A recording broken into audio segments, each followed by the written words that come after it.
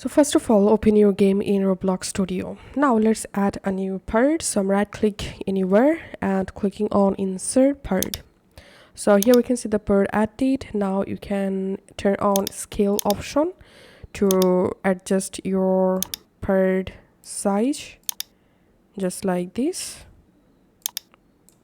Okay, now select the part, and in this explorer section you find your selected part here. Click this plus icon and type here surface and add these surface GUI, and then click this plus icon next to surface GUI and type here text level, add the text level, and here we can see the text level added. Now select the text level.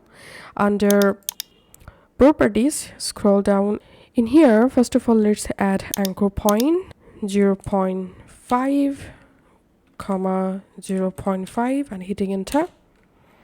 And now I'm scrolling down, and here we can see the position I'm giving here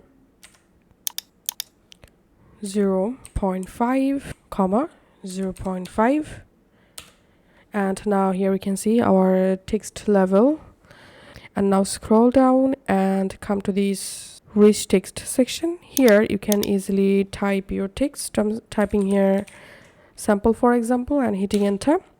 And now you can increase your text size from here just like this. And if you want, you can change your text color from here. Then scroll up.